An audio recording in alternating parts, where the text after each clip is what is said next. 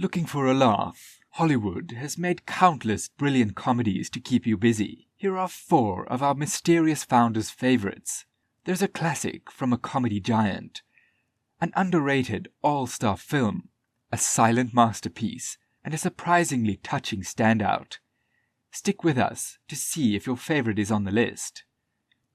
Young Frankenstein.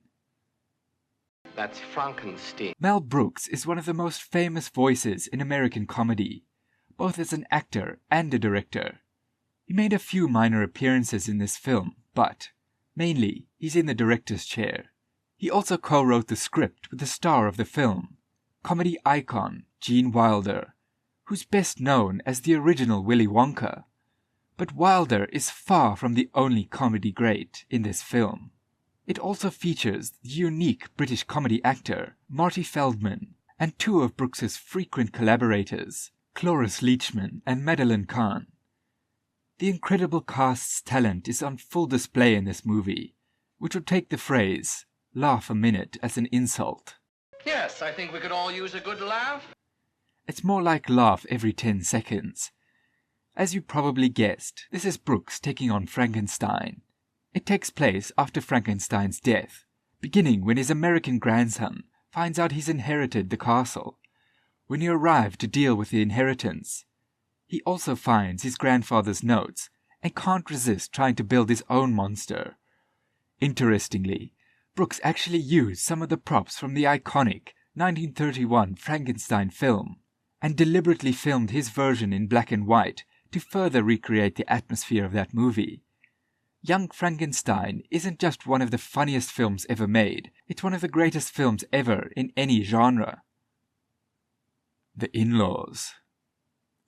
This underseen film was remade in 2003 with a big-name cast, but the remake only has 33% on Rotten Tomatoes, so we'll leave that there.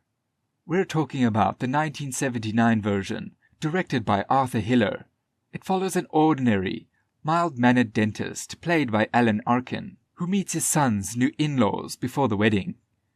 Before he knows what's happened, he's been dragged into the criminal underground by his future daughter-in-law's father, played by the legendary Peter Falk, best known as Columbo. The longer it goes on, the more intense it becomes, and the funnier it gets. It also has a real mastery of gags, featuring the only slip-on banana peel during a car chase you'll likely ever see. The Cameraman. Almost 100 years after this film was released, Buster Keaton is still one of the biggest icons of American comedy, and that's no accident. It's a testament to his brilliance. We could have discussed any of his films, but our founder has chosen their personal favorite of his feature films, The Cameraman. Released in 1928, it was co-directed by Keaton with Edward Sedgwick. Although Keaton chose not to put his name on the director credits, but he sure is credited as an actor. He plays an accident-prone newsreel cameraman who's doing his best to impress his boss and, of course, his office crush. It actually puts all his mastery of physical comedy on display beautifully. It's also in the public domain, and that means it can be found on YouTube to watch for free. You can find the link in our video description. You're welcome. Being There. Based on the novel by Jerzy Kosinski, Being There was directed by New Hollywood director Hal Ashby, known for his many other films including Harold and Maude and Shampoo. It stars British comedy master and Goon Show star Peter Sellers in the lead role. He plays a man named Chance, a gardener who spends his entire life within the walls of the house owned by the wealthy man he worked for. But when the old man dies, Chance is sent out into the streets with nothing and no knowledge of the outside world except for what he had learnt on TV. Almost immediately, he's hit by a limousine owned by a very wealthy woman, played by Shirley MacLaine, and he's taken to her home, where he's immediately mistaken for a very important person. This film is as beautiful as it is funny.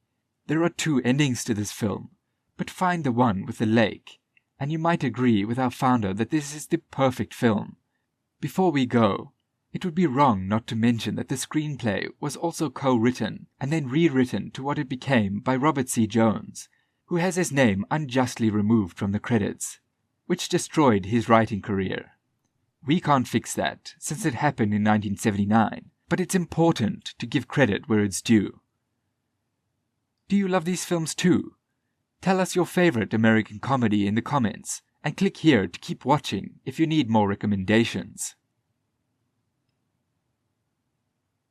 Sky means business.